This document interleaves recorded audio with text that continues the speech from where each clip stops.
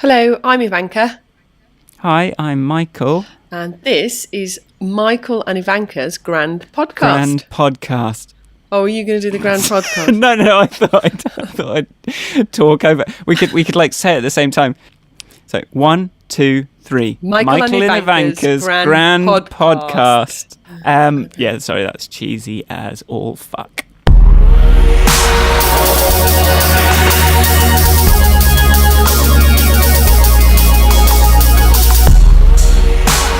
So, how's it going, Ivanka? Better than last week, I think.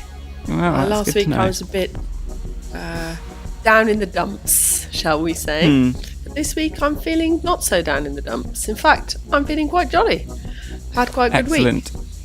What's any stories to recount? I do have stories to recount. I went for a coffee yesterday with somebody that I had quite a tricky job interview with. Basically, I had in the 20 odd years I've been working, plus maybe a few more years of sponsorship interviews and things in loads of IT and tech industries.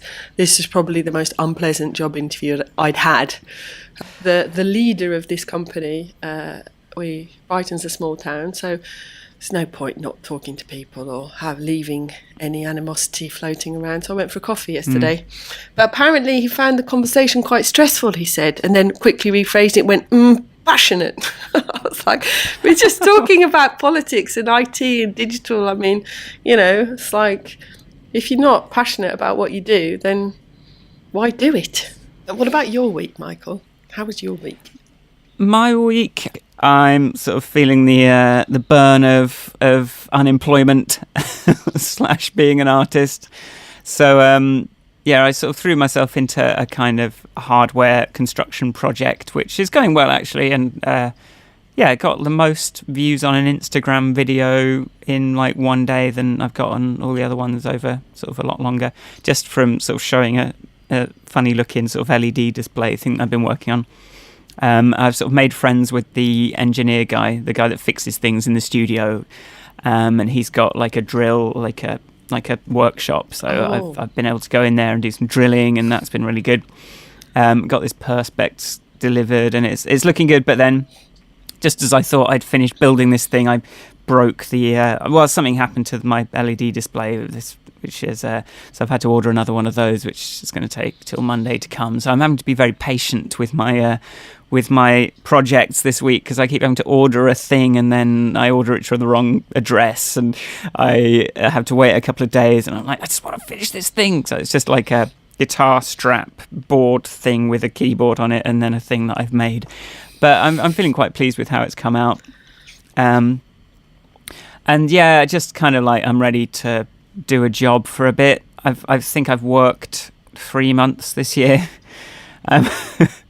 which is, I mean, pretty good to be able to kind of just about do that. But I would have liked to have seen a lot more progress for all that effort, because I've been working flat out the whole time on making videos, making music, releasing, promoting stuff, running my Instagram, doing all these different things that just all take a lot of time.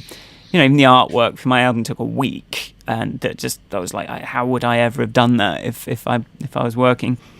But now I'm feeling like, well, let's just double down on the podcast, find a job that's 4 days a week, and do some interviews. So I've got something on Monday to talk to someone, and But yeah, when it comes to interviews, I if someone starts trying to play we are interviewing you for this position, what are your qualifications? I'm like, that's not how we're doing this. This is a meeting between two people. We will figure out if we can help each other. Yeah. If you don't want to talk to me like a person, then this isn't going to work. Yeah. That's basically what happened in my. I thought I was going in to chat to some potential future colleagues, and. So I was quite taken aback by the sort of... they kept asking me where my sketches were. I was like... Sketches? So I was like, opened Ubuntu Wiki and I went, there. But yeah, It's like when they start coming out with interview questions as well, like, where do you see yourself in 5 years? What? Like, I can try and answer that, but can we get back to, figuring out whether or not this is something that, is going to work?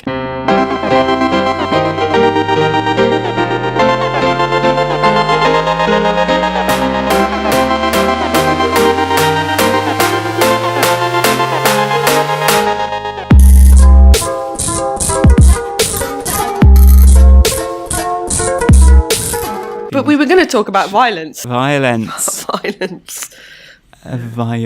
Where do we start on this one? That's what we say every week. So, how do you start on violence? Well, so last week I sort of jumped in straight away with my biggest, grandest theories, but I think this week I think we should sort of meander around the foothills first and sort of climb up towards a crescendo of blood and guts going everywhere. Is that your plan? Well, it's violence. Okay. So I actually did a bit of research on the subject of violence, but I ended up. What did you type into? What research are you going to be on some lists now? Probably. I went how to make a homemade bomb. No, I went on to TED Talks and typed in violence. Okay. Yes, I watched Ashley Judd. I did not watch Steven Pinker. I started, and then I read. I googled him after you mentioned him. Right. And then I found a few Guardian articles about why he was wrong. Oh, and then I listened to a BBC podcast about violence. And then I was listening to The Guilty Feminist, which was not about violence. But there was, in the context of that, a little discussion about the fact that why are action movies with violence more exciting? Why are they more acceptable, more popular than a little rom-com with a bit of love? Why is violence more attractive than love when it comes to movies? Well, What do you think, I would Michael? answer that as it looks like something on screen, and there's a lot more you can kind of do with it. I think you can have buildings collapsing, you can have someone being like stabbed a little bit, you can have guns and standoffs. There's just a lot of different ways of doing violence. It's Visually. like there's a small number of ways of putting something together, but there's a very large number of ways of destroying something. So I think maybe that's what's happening. So it's there. visual. Yeah, I think it's more visual, and it's also like a way you can tell a story that it's kind of awkward trying to show people Being I don't know. awkward being awkward. in a rom-com. But I want to know why everyone thinks. I'd like to know what's wrong with Steven Pinker's arguments. But there were some. What's his point? What's his big theory? Tell me, and then I'll see if I can remember the counter argument. Steven Pinker's thesis, or very lots of evidence to back this up, is that we have this idea that violence is getting worse and that everything's getting worse. But actually, if you look at the, if you compare now to 100 years to 1,000 years ago, medieval torture was pretty routine. People would have a hand cut off for stealing. Could you imagine that in today's society being acceptable? Depends on where you are. And I think that was the counter argument. Sorry, it was that his thesis was based in a middle class educated Western bubble. Was that I'm paraphrasing dramatically? Bubble. It's the direction that the world is going, that everywhere is going. And yes, you kind of have spikes that go back the other way, but even then, like people sort of have different expectations of the world. I think North Korea has a lot of that stuff going on still. You can be executed for saying the wrong thing. America has a lot of that stuff going on still, doesn't it? They have some death penalties. Some death penalties. But you don't, like, the village doesn't flock to the public executions, which used to be the entertainment for the week, Now we've got violent movies instead. Yes, so we sort of do it in safety now. We can sort of get all that stuff. Like, I mean, just it's Game of Thrones, but that's quite brutal. That's my kind of. I didn't want to watch it for a long time because I don't really like seeing that. I don't really like blood and gore and that kind of thing in films too much.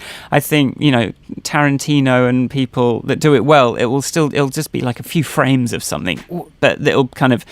The sound and the it won't like dwell on it too much, because I've never really liked those sort of horror films where, I mean, Peter Jackson's things, they're sort of extremely entertaining to watch, Brain Dead and Bad Taste, where it's just like close up, gross kind of like gore sort of violence going on.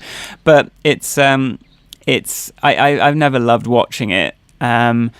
But Game of Thrones, you know, I just was in the mood one weekend for something brutal, and I sort of started in on it, and within a couple of episodes, the bloodlust was, you know, it was there, and you know, you're kind of counting down for that. Oh, what horrible thing is going to happen this week?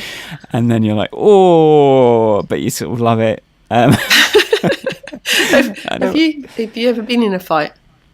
I have experienced violence against myself multiple times in my life, which is something that I thought of talking about. So yeah, real life violence is nothing like movie violence. It's a lot more just. It's a lot more. Yeah, so I've been sort of like, as a teenager, I was like attacked in the street a couple of times by people I didn't know from school, like other school kids, and I never really understood why, but like once I was sort of like, I don't know, it wasn't even a bullying, it was like someone kind of like taking issue with me walking along and just like deciding that they wanted to have a fight with me. But I guess I was a pretty kind of like strange, like probably looked, I don't know, I was probably carrying a lot of rage and unhappiness around back then, so that might have been what triggered it. But I have also been stabbed a couple of times in London. You've been stabbed a couple of times in London? Stabbed. Have I not told you? No, I had no idea. So the Jesus. first one was I came out of a club at like 3 a.m, feeling pretty bad, and it was the bus stop at the bottom of Kingsland Road. Came out of the 333 Club, and this was maybe 2001, 2002. Yeah, and I thought it was like a reasonably, you know, I'd been for a job interview around there sort of recently, and I thought it was kind of it wasn't kind of a ghetto or anything back then, you know, it was still kind of reasonably kind of safe feeling. But yeah, I was just at this bus stop, and then these two kids started talking to me and going, oh, what phone you got? What games you got on your phone? Oh, what? And then sort of like, they're kind of like, but there were some other people stood about. So I thought, and you're sort of trying not to engage, but they're like, and then one of them's like, have you ever been beaten up? And I'm like, what? Like, and I'm sort of trying to kind of avoid this conversation. And then it kind of, the bus comes, well, the wrong bus. I was waiting for a different bus, and I thought, I'm getting out of here. I'll walk a little bit more at the other end and just get on this bus. I get on this bus, and then all of a sudden I'm pulled off again, and it turns out this other guy that was stood there was part of it, and I get sort of punched in the face, hands in my pockets, they run off, and I kind of, oh God, no, that's not how it happened. Wait. Okay, so they came at me. This guy basically stabbed me above the eye with something. And like they grabbed my stuff. I tried to get on the bus, but they hadn't kind of got my stuff yet. But then they sort of pulled me off the bus again, like to get the stuff out of my pockets and then run off. And the bus drove off as well. So the bus didn't wait for you? Yeah, the bus didn't wait for me. The bus was just like out of there. So yeah, I just ended up walking up Kingsland Road. I used to live on Graham Road in Hackney. So like this 20-minute walk in the pouring rain with blood pouring down my face, feeling like this is, don't like this. Sort of waking up my housemate when I got in. So, but it's all a lot of kind of passive aggressiveness that builds up to it. And then you're just not really ready for there being a whole kind of trick played on you. But actually, if you were going to do it, you probably, you know, try some ideas. And actually, as I was walking up Kingsland Road, suddenly out of an alley, I heard like, "Oh, do you want us to do you again, mate?" Really? And, like they were in this fucking alley, and I was like, "Oh my God!" Just so yeah, and then like people just kind of giving me a wide berth as I walked up, and I was just like, "God damn it!" Nobody wants to talk to somebody with blood pouring down their face, Michael. And then, like a couple of years, maybe a year or two later, I came, like, it was different this time. Like, I came out of another club in Brixton. Doesn't sound different. Well, Brixton Hill. Well, yeah. And I was waiting at this bus stop, and then suddenly two people came sort of running across the road, which I assumed meant the bus. So I sort of turned round to look for the bus, which I thought they were running for. Turned back round, they're in my face. This guy's got like a Stanley knife and like, give me your phone. And I'm like, no, because last time I'd lost all my phone numbers and stuff. So I was like, I just couldn't, the inconvenience of it was too much for me. So this time I was like, fuck this, and just kind of ran for it. So I just kind of ran down Brixton Hill away from these people. And like this car sort of slowed down and was like, I think he'd sort of seen it and sort of like said, get in, where do you want to go? So I kind of got in this front seat, and I'm sort of like just describing what this guy was like, this little shit. And I suddenly realised I've sort of bled on his car. I'm like, sorry, I bled on your car. Can you just drop me off at my friend's house just up here? So I sort of get out, and but that was slightly more. At least someone helped me. Yeah. That's much Whereas better. Last time, it was just like, not good. And I've been like, I've got quite one more story. Go on. University. Although maybe I should let you ask questions. No, go on. And the other one was this, at university in my first year, like there was this, there was this girl that I had this strange sort of relationship with, but I don't know, it was always a bit weird. But there was this guy that kind of lived opposite her in halls, and who had sort of developed a bit of an obsession with her.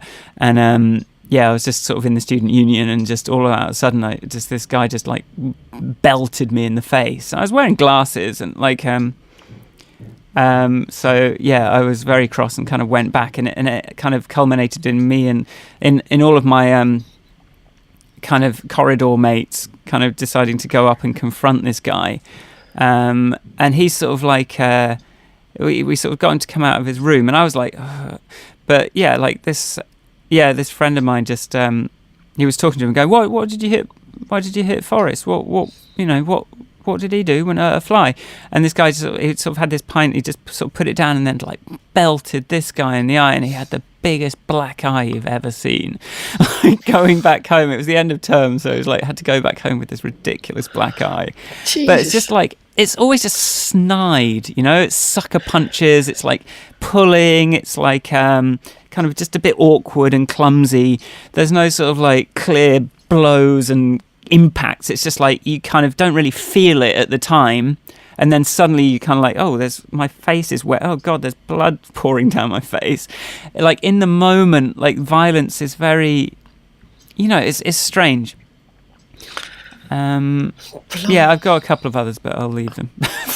Just listening to you tell the stories reminds me of my brother went through this phase 20 odd years ago. And I think, what reminded me of it was when you said I was carrying a lot of anger around at the time. And after my father, so it was definitely after my father died.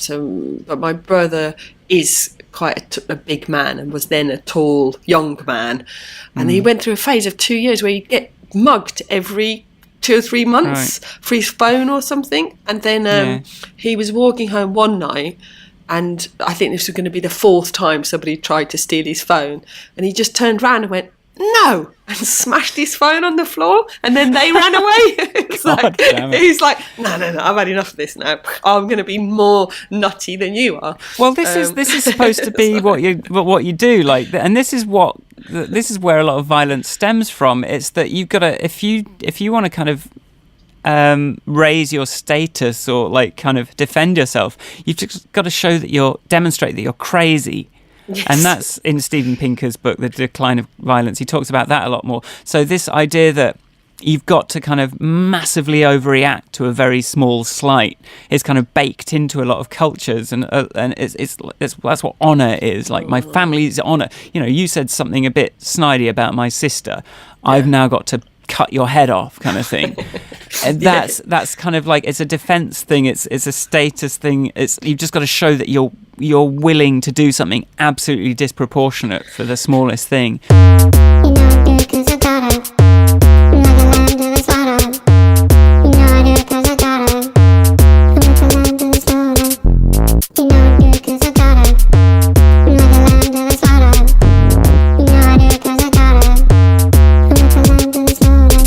my father would not let us watch any violent movies, any horror films, anything like that. No, you don't need that. Life's hard enough. Unless it was historically accurate or based on a historical theory, in which case it's usually more brutal, more horrible, and yet that was okay to watch. So I've slowly built up a tolerance. So I still don't watch horror films, but that's a different thing. I've built up to Peaky Blinders, for example. So I'm trying to think if I've ever been violently assaulted in the way you're describing, and I don't think I have. But I've had a couple of things happen to me. I've been in one fight I got into fights when I was young. Like on the subject of being crazy and territorial, like because I grew up in this Herzegovinian village, and the boy next door was always trying to, there were always factions in the neighbourhood, and the kids liked to come and build dens with me, and he didn't like it, so inevitably he'd come and like throw a rock at my head at some point. So I had a few instances of that. But then I got into a proper fight at school one time because a boy who was in my year but was repeating, so he's older than us and bigger than me, was making that every school's got the little kid with the plaster around their glasses type kid. And he was picking on him and making him cry. And I kind of did leave him alone, what are you doing? What are you going to do about it? And so I kind of went, come on then, type equivalent conversation. And I did not expect it, just smacked me around the side of the face. Yeah. So I'd have been 11 or 12. But that was enough for me then, because I was doing karate at the time, to then put my hands up properly in defence and then just kick him and kick him. Karate? So it was like a kind of... So I don't know that anybody particularly won, and I don't know if I inflicted pain on him, because he definitely inflicted a chipped tooth on me. But it didn't matter because I was smaller than him and a girl. So by all village legends, I won. Right. And he did leave that boy alone after that. With so karate. That was the objective. This is something that happens after you are sort of a victim of violence as well. You start to go, right, I'm going to learn karate, I'm going to learn kung fu, and you start fantasizing about what you would have done if you could have done all these special kung fu moves or something. But then you just don't.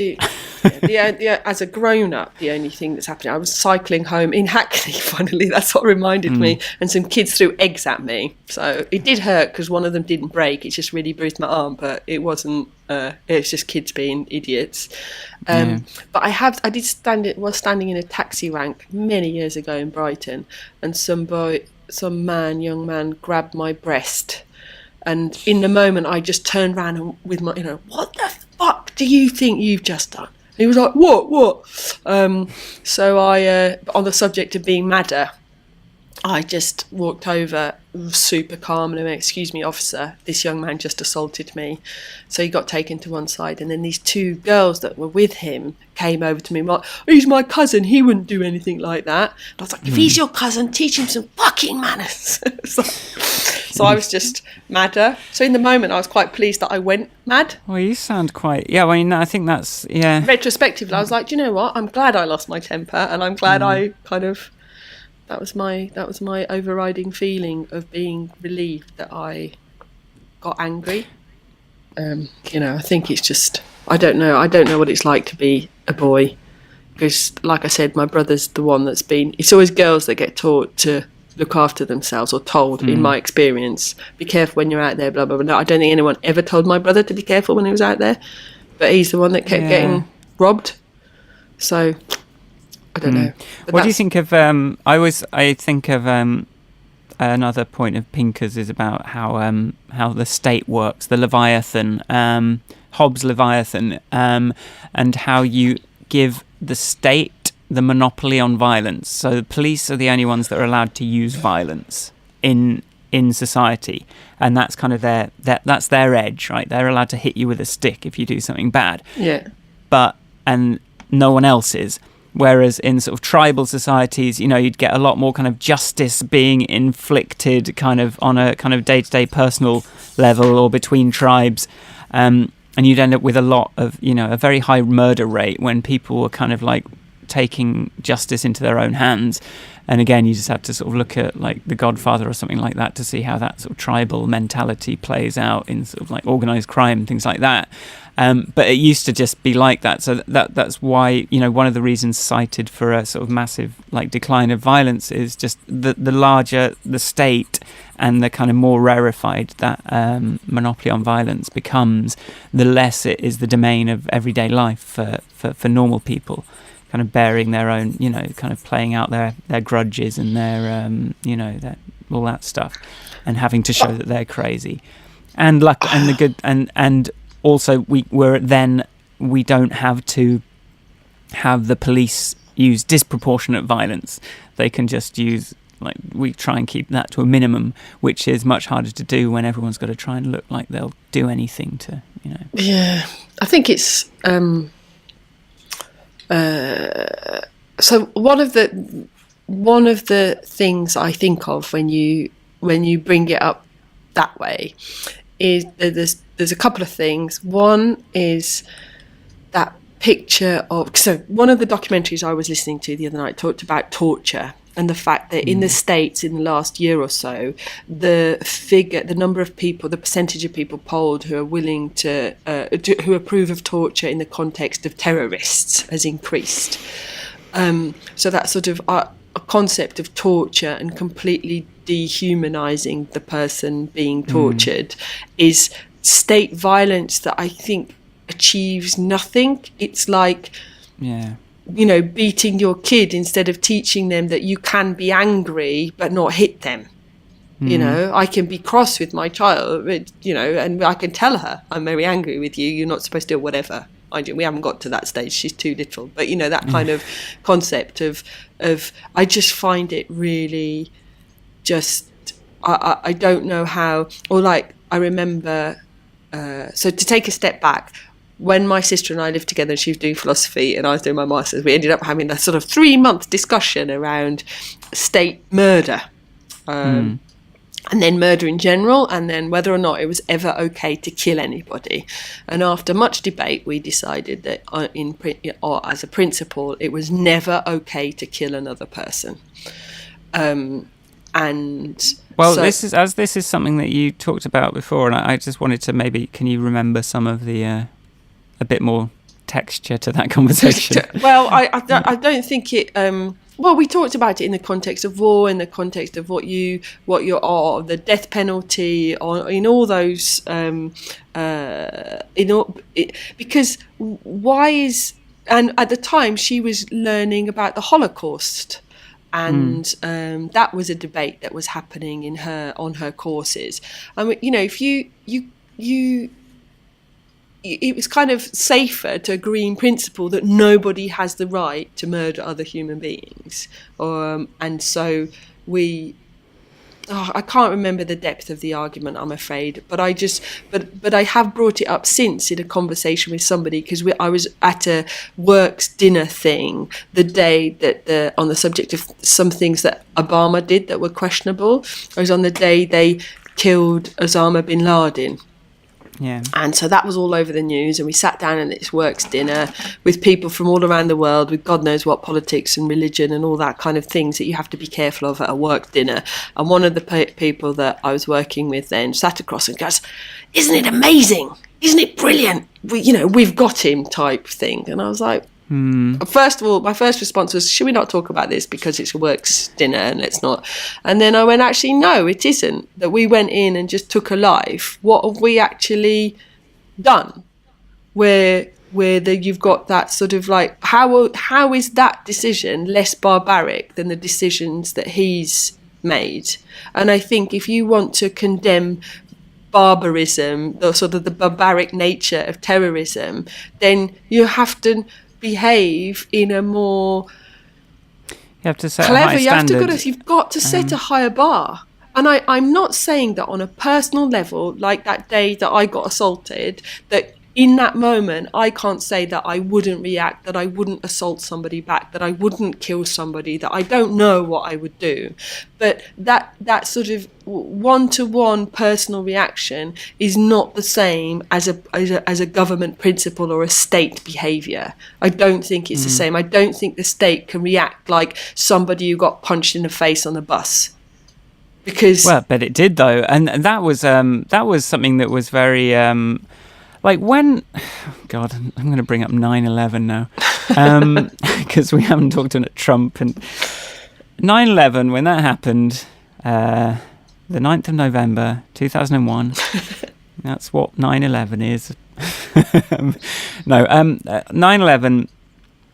I'd sort of been feeling like America. I had a sort of issue with America, kind of feeling like they had this sense of control, like that everything was understood and that they could control everything, and this kind of mentality had been sort of growing and growing. And I found it like, for me as someone, you know, who knows that, you know, everything can just be taken away from you all of a sudden, it's like I found that a problematic part of their culture. And when I saw that attack happening, like one of my first reactions was, well, maybe they'll like realize that they can't control everything, and that they just have to accept that some things you just can't really account for.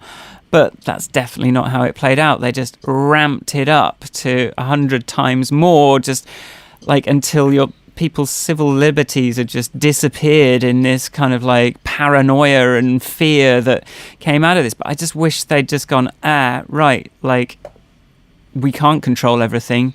We can't have 100% safety.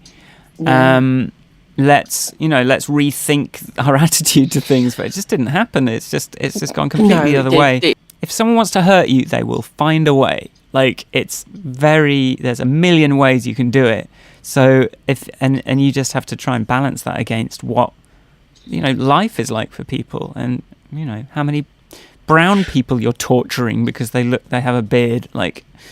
Well, and I'm willing to accept that when it comes to sort of global politics and war, I am, naive, not as well informed as I think I am. That, you know, maybe a degree in politics would be useful at this stage. But on the bit that I've learned off the internet, now I was listening to a talk the other day as part of my research for this professor from York University, whose name I can't remember, but he talked about the fact that the nature of war has changed. So the machines have got bigger and cleverer, and they have more physical power to destroy. So he talked about the fact that, frankly, if the Allies had wanted to destroy Iraq and kill everybody in Iraq in a couple of days, they could have. Yeah. But that's no longer an acceptable way to wage war. So at the end of in the First World War, the Germans rolled out some tanks. They had a sort of powers of mass destruction, as it were. In the Second World War, the way cities like Dresden was bombed, and the way war was raged, it had little or no regard for civilian casualties. Yeah. Whereas today, the nature of war has changed. So on the subject of violence, that's what made me think of the sort of on the subject of violence, it is now no longer acceptable to destroy a whole city or blanket bomb a whole city because there is a faction within that city waging war. And so, in that way, violence has reduced in that sort of violence against people. In many ways, but like this is, the fact that we're not able to dehumanize an entire, like, geographical area, like, based on the, we like, dehumanization is a lot harder to do now. It's a lot harder to go, for people to look at, to think of the enemy as just animals, as just kind of like subhuman, like just fodder, which is what leads to this kind of violence. When you don't see people as human. And in fact, I thought an interesting thing in Steven Pinker's book was when he talked like one of the reasons people one of the reasons people, this is a bit of a kind of shift, but one of the reasons maybe people were a bit more comfortable with violence in the olden days and sort of seeing people as subhuman was because people were kind of gross, like a lot dirtier and smellier. And it was a lot easier to kind of see someone dirty and disgusting and just go, yeah, no, putting you out of your misery. Whereas now everyone can, most people have showers and they might whiff a bit sometimes, but it's just not that. It's much harder to dehumanize people close to you because we're kind of clean and can talk better. But also, yeah, we have media from behind the enemy lines coming to us, and we can see that women and children are getting killed, and it's horrible. And you can't ignore it anymore. Yeah. But also the fact that war isn't, like geographical boundaries aren't how these wars are being organised anymore. No. Because power isn't centralised, because the technology now is such that like the state is just one arbitrary level of organisation, whereas it used to be, the nearer you were to something, the more, affinity you had for it. But I like your a part of me thinks your theory about disgusting people is ridiculous. But then it made me think about the way people react to rough sleepers and homeless people. It's like, just make them not be in front of my face. Is a reaction that many people have when they maybe there's something in your theory that might be worth investigating. Well, it's not my theory, but it's not your theory. It's like another theory you are presenting. Just another kind of piece of the puzzle, really, and of the fact that like violence has been in steady decline across the globe for hundreds and thousands of years. Yeah, we just need more like gap-minded people to keep reminding us that. Well, but one of the problems is like that our capability for violence has, you can do a lot more damage in a shorter amount of time. So, but even the idea of sort of sudden global thermonuclear war. There's actually, this is coming back to David McCandless again, but.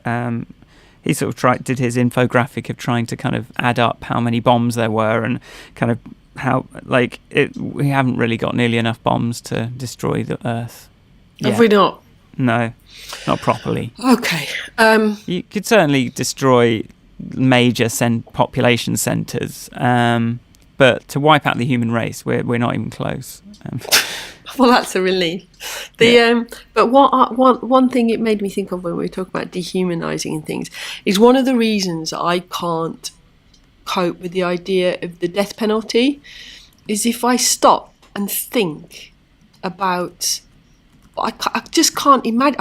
I don't want to picture it. I don't want to imagine it. Actually, the sort of act of, ending life in somebody. It just, to me, that just feels so.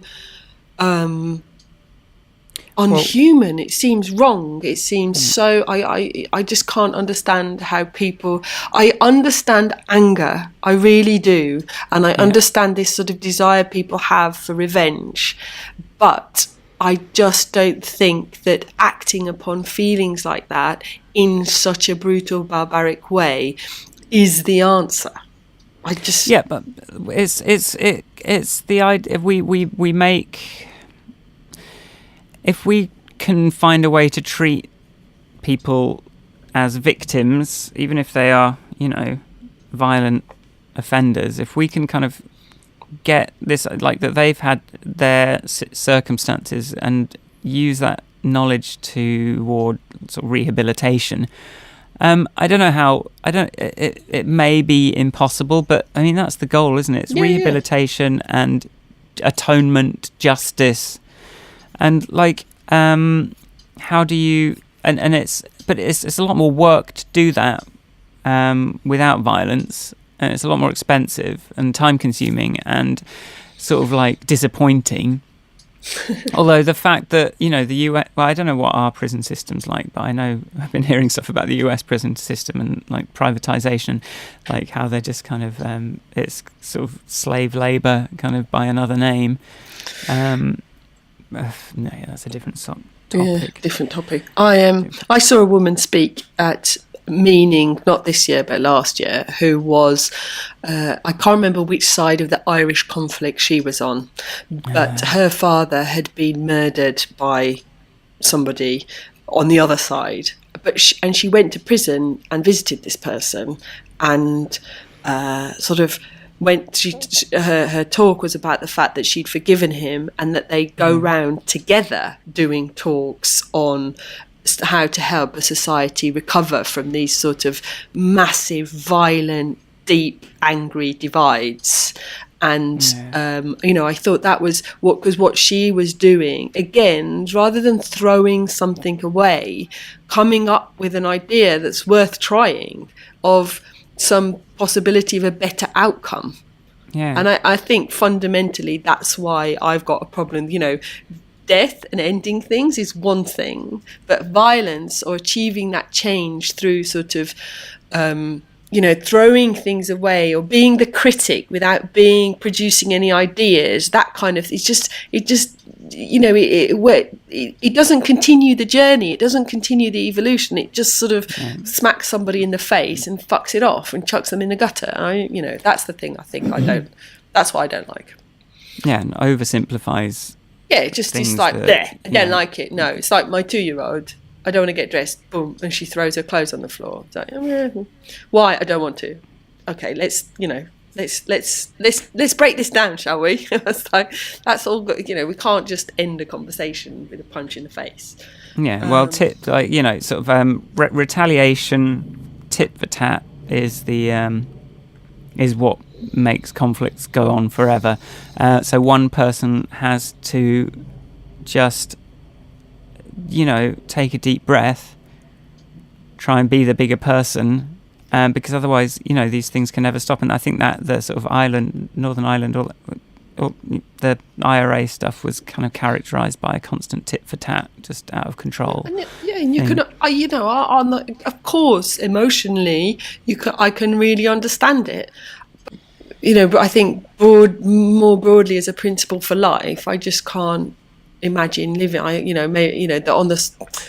hope we've evolving, if we haven't evolved, that we are evolving beyond that.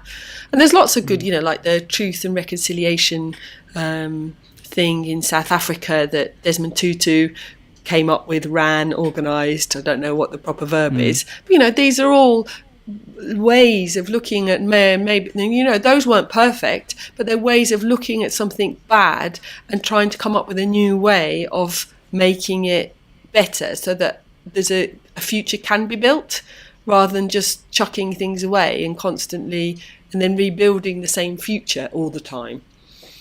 On the subject of not learning from history, how can you learn from history if you just bin it and do the same again?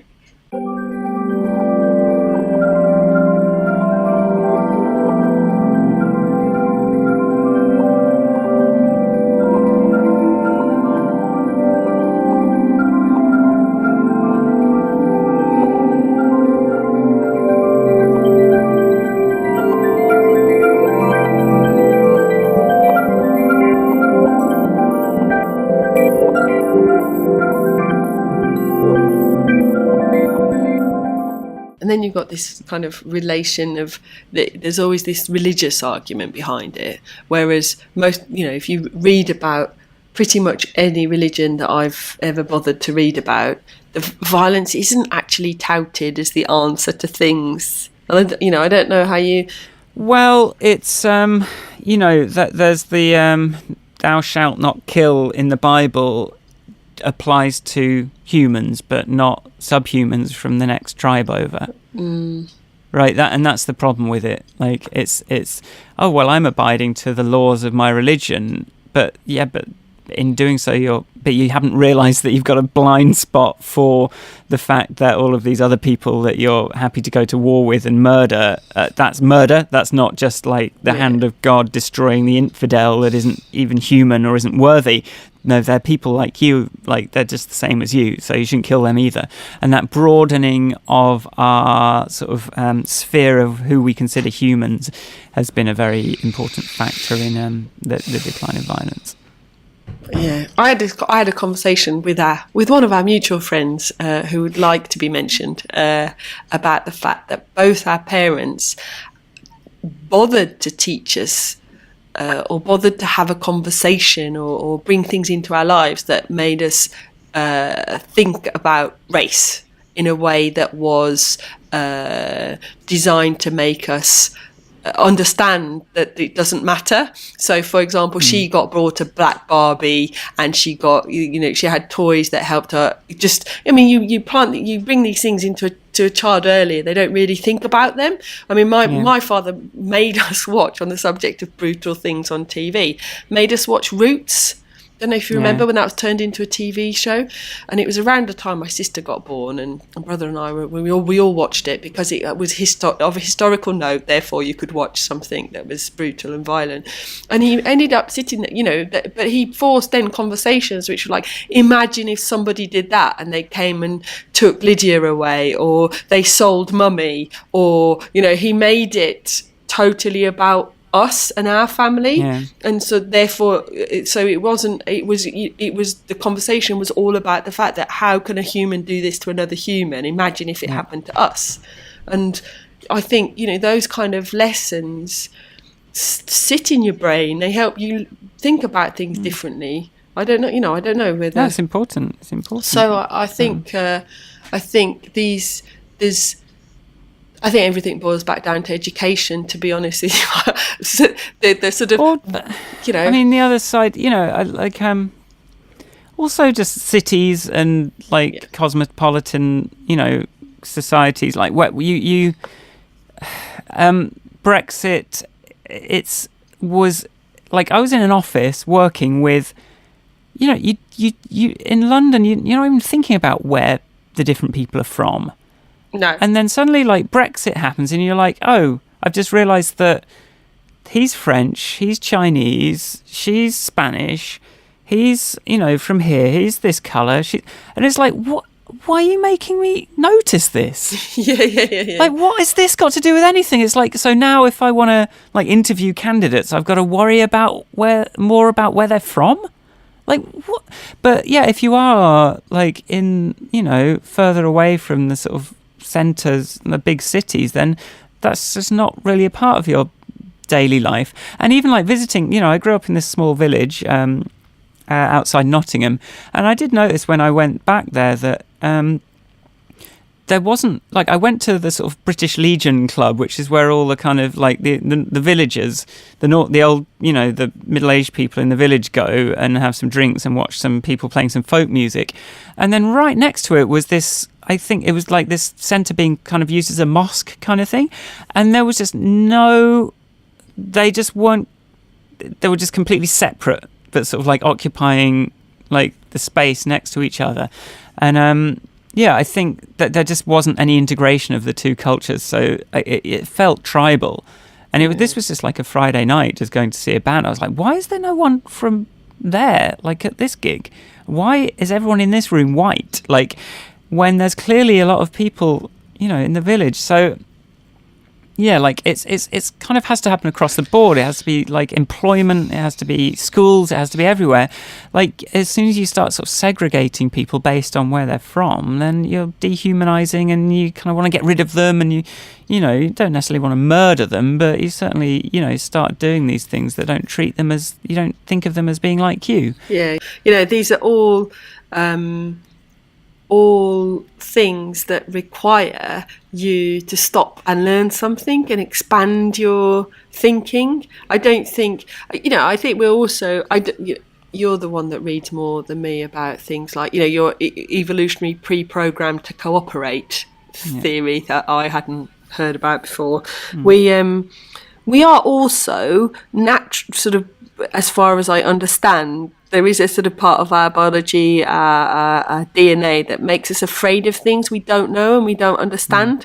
And well, so, this is, and when you were saying before, and it is education, it should start with children, because that thing as a grown-up, as an adult, when you suddenly have to kind of change your understanding of the world a bit. It is more of a jolt as a grown-up than as a child. A child, it's just like we're just sucking in understanding information about the world.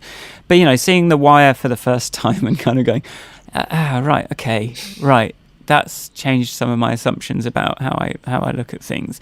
But it feels like, you know, people are very...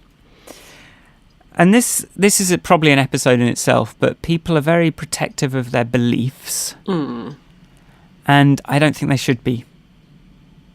Because beliefs you can replace with better ones, and you need to kind of like optimize your set of beliefs for what, you know, benefits and things like that. And when people cling to beliefs, especially in the face of counter evidence, things just get absolutely out of control, because we have this idea that beliefs are these sacred things, and I would very much like to kind of get people to realise that, you know, if you stop believing that meat is part of your staple diet, then you'll probably lose quite a lot of weight and look really good.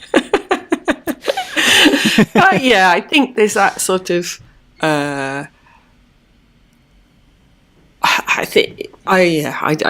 you made me think about 3 or 4 different things all at the same time. Sorry. So, and I need a moment to digest. Spaces. But it's like, you need to leave the extra time for me to think.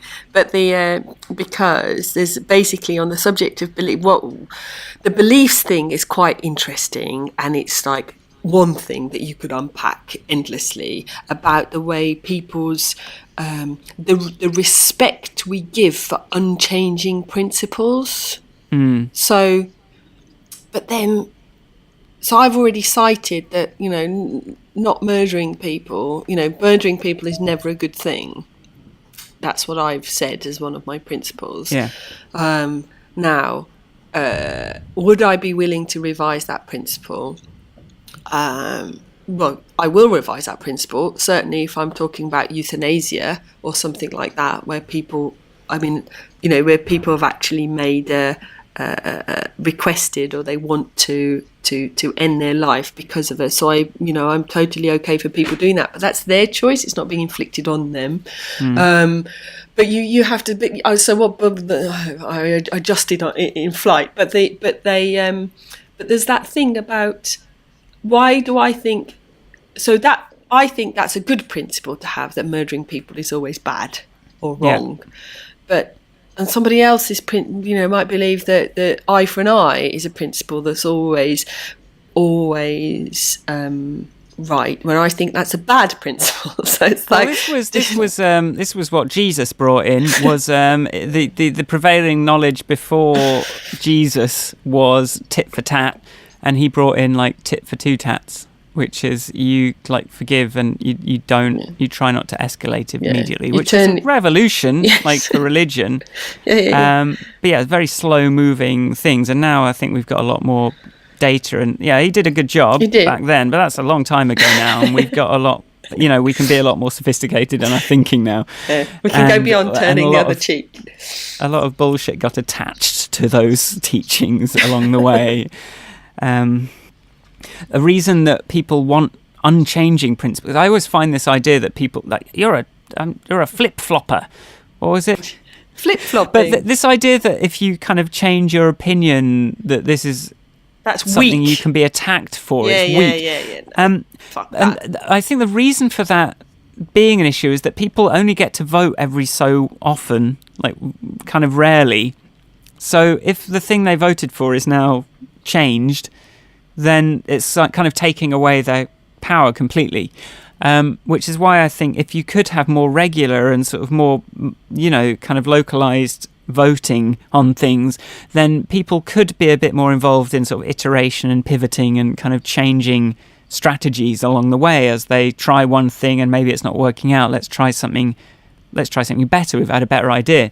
But if you're kind of like fixated on this principle that if you ever change your mind about anything or reverse your stance or even just like modify it a little bit, that you're somehow, that's just a sin, then that's not how the world works. That's No. that's not how things work. That's not how you get things done if you just rigid beliefs. But I've tried it. Like, it doesn't work. No, it doesn't. And it's not the same as vision, and it's not the same as direct. It's just being fucking bloody minded and stupid. You have to reevaluate based on what you're on new information. And it's bad reporting. Like, here's you saying this thing, and now you're saying this. What? What are you doing? Yeah. Well, but I asked you a question.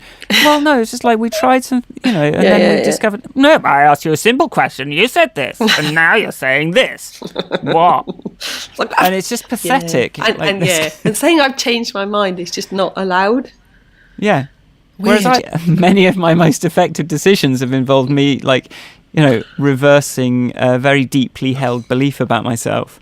Starting from I will smoke for the rest of my life, and they will have to use nanotechnology to repair my dissolved lungs, to actually I don't need this at all. It's fine. Yeah. I mean, we're kind of the same mind with these things, which makes it. But I hadn't really.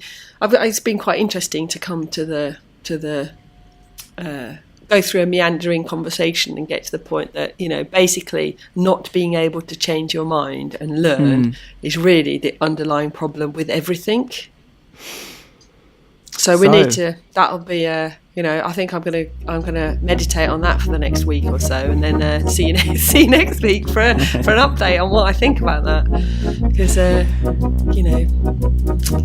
Okay, interesting. well, that sounds like a conclusion. That sounds like a conclusion. I like it. I like it.